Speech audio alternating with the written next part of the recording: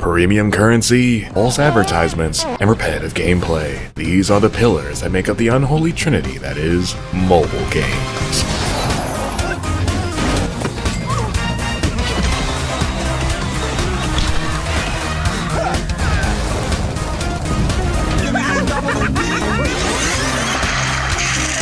So play it.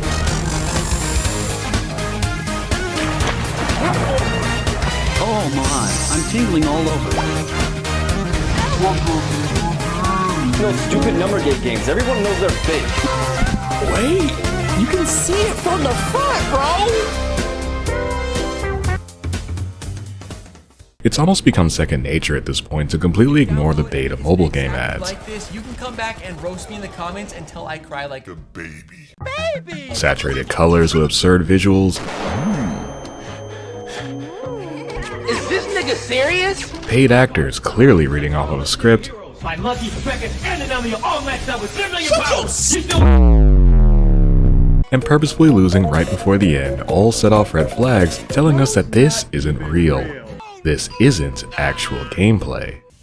Or is it? Let's be honest, I'm sure at some point you've had to have looked at one of these and at least consider giving it a try. What? Everyone likes to claim they never fall for these ads, but someone's gotta be lying. Have you seen these numbers? Look at these numbers. Oh, never mind. I myself have made the poor decision of wasting hours of my life playing some of the top advertised mobile games to see just how fake they actually are. I'll be ranking these games based on how accurately the game matches with their ads. I'll also throw in my personal thoughts on the games themselves and how well they were able to hold my attention. Now when I think about mobile game ads this year, they all usually fall into one of three buckets of Slop. There's the brain dead, what do you even call this? +1, -1 second grade math shooter ads, where you try to keep back a horde of bootleg COD zombies. 2 + 2 is 4, -1, that's 3 quick maths. There's the pin-pulling ads, where our brave hero is caught in a precarious scenario. And unless you can help him, something terrible will happen. help me! Help me! Help! And lastly, we have blue-collar simulator ads, where you do a bunch of manual labor, get paid for it, and then upgrade the space around you. You got soft hands, brother. You got soft hands. You ain't never worked a day in your goddamn life. If you think this is peak gaming, boy, do I have something for you.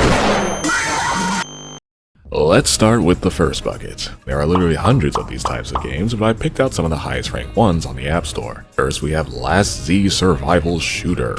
9 times out of 10, if you see this style of ad, it's from these guys. I came across so many different versions of this ad while I was doing research for this video, all with different models, mechanics, and just general presentation, which is already telling that everything you're seeing is probably fake. Like, seriously, some of these ads are so low effort, it boggles my mind. Actually, this is Lassie, and it's going mega viral because the developers took the fake games and all the ads and I mean, at least try to pretend like the giant LCD screen you're holding is actually a touchscreen, but that's not even the worst of it. The inconsistency is what makes this really crazy. In this ad, the multipliers give us more men, but in this one it multiplies the bullets.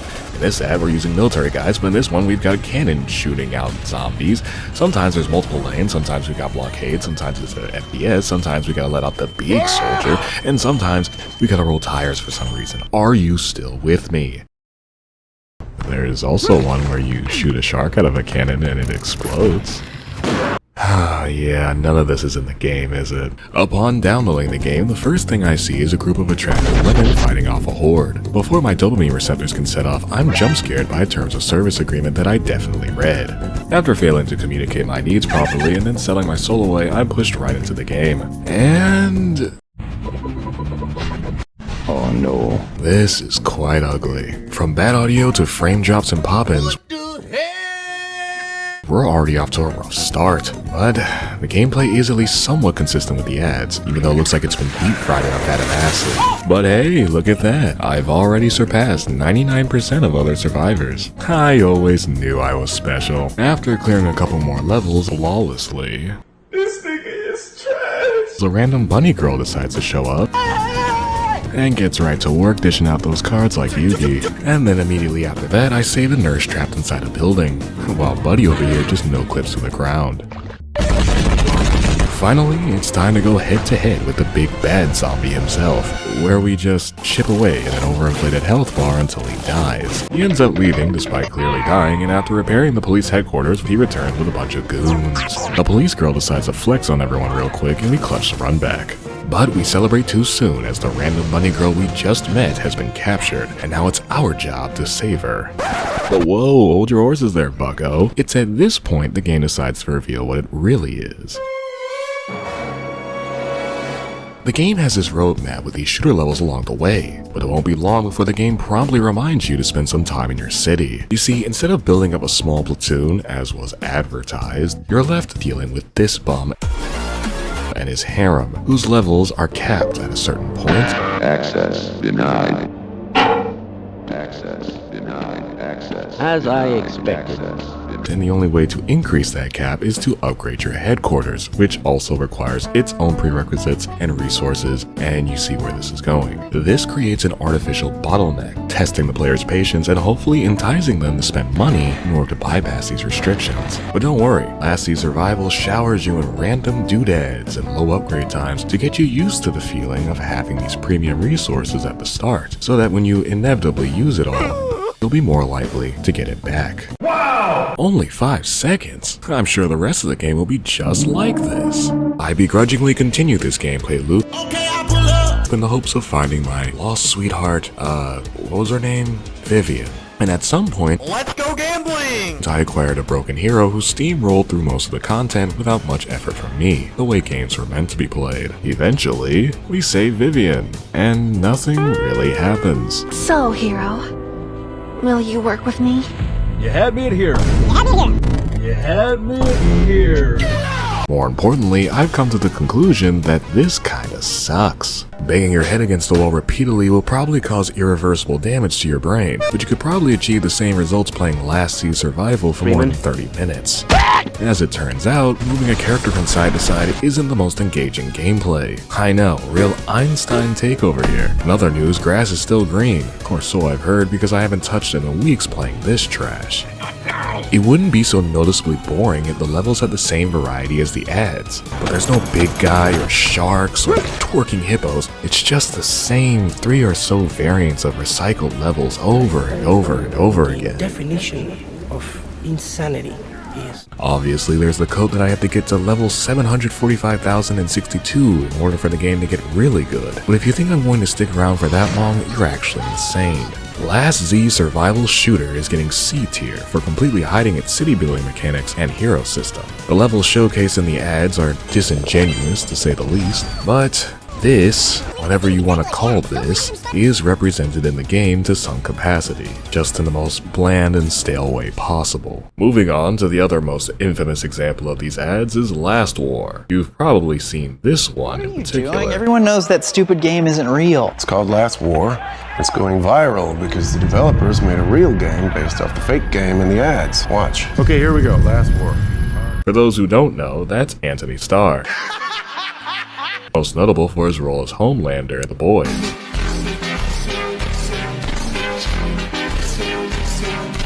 Weirdly enough, despite constantly calling him by name, he still acts like Homelander. So play it. Even masking his New Zealand accent. Yes. Just to remind the Zoomer target audience that this is still the evil Superman. Sorry, you're like a superhero. I'm here to save you. Your life is in grave danger. I don't know how any of this is possible, but just keep in mind he showed up to record this. Jackson here. Looks like he needs saving too. But did not provide any voice lines for Homelander in Mortal Kombat. Besides these gems, you have your standard high-octane gameplay with wacky mechanics you'll never actually see. Tilting its head oddly. No chance for the troop gates anymore. Is there any pro player online to help with our tutorial match? You gotta jump in and try top one? But we won't know that unless we give it a try.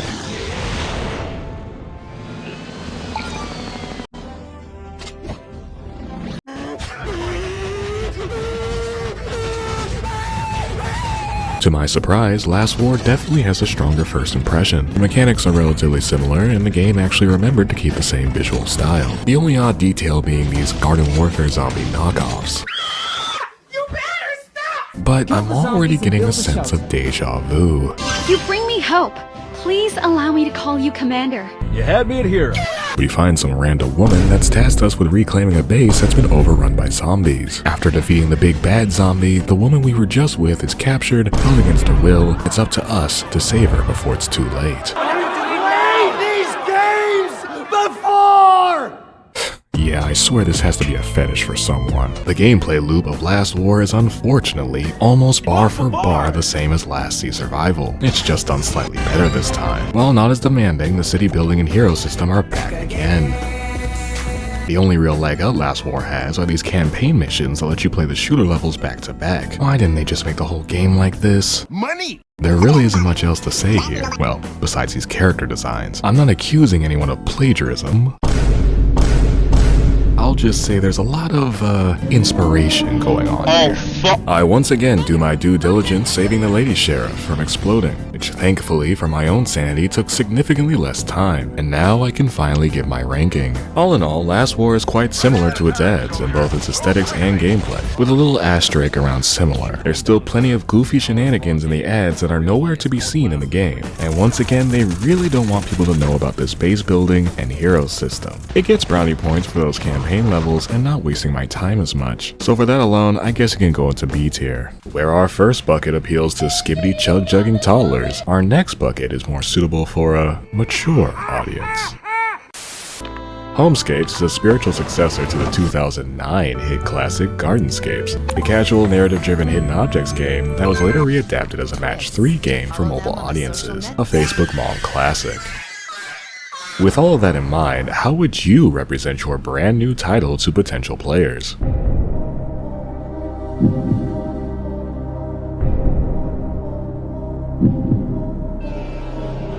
That's right, the correct answer is all of the above. These ads usually center around the average UK resident trying to escape dangerous scenarios via pin pulling, or a woman and her daughter trying to not freeze to death by choosing between certain items. It's a little burnt, but it's still edible. I've never really understood why this was the meta for so many mobile games. I assume it's supposed to be tugging at your heartstrings, but the absurdity of these scenarios makes it more hilarious to me than anything else. I don't know if that says something about me, but anyway, starting up the game, we're introduced to this lovable balding gentleman named Austin, who has returned to his childhood home to find it in complete disarray as his parents tell him that they're putting it up for sale. Despite just hearing his parents' wishes, Austin says, nah, I'm gonna do my own thing, and proceeds to single-handedly renovate this entire mansion. That woman from the ads is also in the game. Her name is Catherine, and she's a childhood friend of Austin's that randomly decided to check in. As far as I know, she is not, in fact, a single mother that got cheated on and almost froze to death in an abandoned building. But maybe the divorce arc starts when you unlock the master bedroom. Who's to say? And that's where we come in. By completing match 3 levels, we earn stars that we can use to fix certain furniture pieces around the house. Occasionally, the standard match 3 level will be replaced by a pin puzzle. Puzzle. Nice job, team. Same way I can classify this as a puzzle. I've been trying to crack it for a week. What do you mean by that? These levels are nowhere near as in-depth, intense, or interactive as shown in the ads, and merely serve as a 30-second break from the main Candy Crush loop. Want a break from the ads? This is not to say the game is bad if you're into It's the this kind biggest of thing. piece of dog shit. It seems well polished, but I'm definitely the wrong guy to ask. I was just randomly swiping and things started exploding. I mean, look at the screen. What is even happening right now? Side note, this might be my inner grandma talking, but I actually enjoyed renovating the house. I'm not saying I'm an interior decorator, but come on now. I know you see this living room. Which really begs the question, why show all that fake stuff when there's clearly already a huge market for this type of game anyway? The short answer is it just works, and people don't know what they want. When you've only got a couple seconds to grab someone's attention, you throw the most outlandish thing out there to get them to check it out, hoping they'll stick around for your actual game. Playrix, the developers of the Scapes franchise, has already come under fire by the UK's Advertising Standards Authority for misleading ads that were, quote, not representative of the overall gameplay, forcing them to remove some of these ads and make the pin-pulling minigames available at the start. But I don't think that's gonna cut it for me. These poor excuses for minigames only appear a handful of times, barely resemble their ad counterparts, and feel completely out of place tonally in regards to the rest of the game. This deceptive marketing is beyond egregious and rightly earns them their place in F tier. Like, you know it's bad when the government, aka the biggest scammers of all time, have to step in and tell you to chill out. Not too far off from Homescapes is its distant cousin Royal Match. Developed by Dream Games, Royal Match has remained one of the highest grossing mobile games of all time, generating $1.4 billion in 2024 with 55 million monthly active users. Surely, with all that money, they'd be able to create some really high quality ads to accurately reflect their game. Hope that was helpful. Royal Kingdom, downloaded. It turns out the only thing money buys is B-list celebrities to shill for a game they've never laid eyes on. Hey guys, Patrick Adams here from Suits, and I have to talk to you about something very important. Are you listening? Good.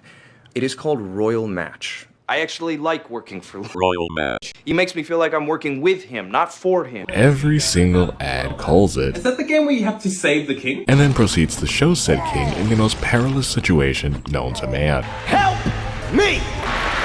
Help me! He's either getting set on fire, frostbite, crushed, impaled, swallowed, asphyxiated, the Joker treatment, jumped off a mountain, drowned, melted by lava, or suffocated by honey? Pause! What is that? Who did you piss off, Jigsaw? Wait, who's after this king? If you want to know that, you're going to download Royal Match. Man, shut your... And so that's what I did. It's the same song and dance where we help King Robert repair his castle by playing match 3 levels, except this time I can't choose what to decorate with, so this is automatically worse. If you enjoyed Homescapes gameplay, here's more of that. I'm so sorry, sir, that our boneless wings weren't up to your standards. May I instead interest you in our chicken tenders? It seems like the only thing mobile game companies do is watch each other to see who's making the most money, and then unapologetically copy off of them down to the smallest detail. 15 minutes in, I run into my first save me puzzle, and it's not that bad. Obviously, we're not looking at real-time water physics. This game has to run on your uncle's decade-old iPod Touch, but the essence of the ads is retained here. The king's about to burn, and we have to guide the water to save him. That pretty much checks all the boxes. The only problem lies in the frequency of these puzzles. I played this game for an hour and came across these levels twice, which is way too low when your marketing is completely focused on I gotta save the king. a king who isn't even in any real danger, as it's stated in-game that these are all just nightmares that he's having. I can't say whether or not these levels appear more frequently as the game goes on, so I'll reluctantly put Royal Match into B tier. We've started to see a rise in interactable ads this year. What do polar bears fear most? Global warming? No! It's Whiteout Survival! A slightly more clever tactic at convincing you that what you're seeing is the real deal. When oftentimes they're just selling you on the idea that never was and never will be. And that's exactly what we'll be checking out in our last bucket with both Whiteout Survival and Kingshot, developed by the same studio, Century Games. In Whiteout Survival's case, most of these ads have you move around collecting wood to sell to random passerbys, whose money you use to upgrade your base to maximize overall efficiency. It's a good variety of these ads too, with each slightly changing the goal or layout of upgrades. A central theme among them all is preserving and increasing heat. From what I can gather, one day the world randomly got hit by an Ice Age Part 2, putting anyone caught lagging into an instant cryosleep. Oh, and polar bears are humanity's biggest ops now, apparently. But does any of this actually happen in a real game? Kind of? Let me be clear. Whiteout Survival starts with a family trudging through the snow until they can go no further and take shelter for the night. Some old guy dies, then they use his blueprints to build a sustainable heat source to host a village. Say it with me now, we've got to upgrade buildings to upgrade the central building. Except this time it's a radiator. Instead of just having a one-time upgrade, Century Games decided to really shake things up by having a bunch of mini upgrades to unlock the real upgrade. Daring today, aren't we? Why does this exist? This doesn't add any complexity, it's just wasting more time. Like the ads, you do recruit survivors and watch them mine coal or chop wood to increase the heat of the village. But yes, you, the player, aren't doing anything to help, which was the main allure of these ads to begin with. You don't even fight polar bears in this. You encounter them like twice in the combat section. Speaking of which, the hero system is back again. From your hero's levels and rarity, you'll be given an arbitrary number because big numbers equals dopamine. Basically, if number is bigger than bad guy, I win, and if not, I lose. So with all that said, it's pretty apparent that all the interactive ads are completely fake. You could argue that these ads more so sell the general idea of resource collecting to expand your village, but I'd still call that misleading, so I'll put it in C tier. Kingshot is the entire reason why I started making this video in the first place. I've been getting these ads with some random dude for months now. Oh yeah, this is gonna be cake. They can't handle my massive army now. This is Kingshot, a strategy-first tower defense game where you call the shots. As you can see, it's presented as a tower defense game, where you defend against increasingly difficult waves. The only thing that comes remotely close to this in-game are the occasional rebel invasions.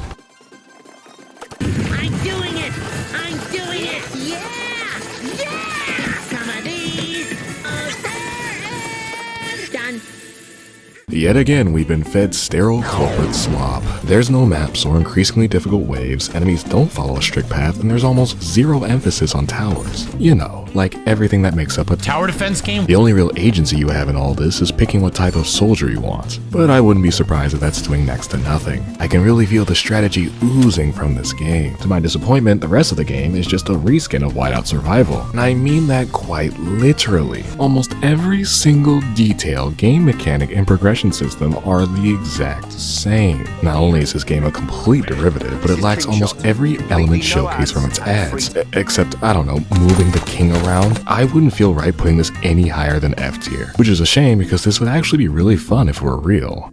So, what did we learn? Well, all mobile game ads are basically fake. I don't really know what I was expecting. But some are faker than others, I guess? I've only really scratched the tip of the iceberg when it comes to this kind of stuff, so if you have any other infamous examples of horrendous mobile games or surprisingly good ones, let me know down in the comments. If you made it this far, please leave a like, and drop a sub if you want to see more content like this. That's all I've got for now. See you guys on the other side. Take care.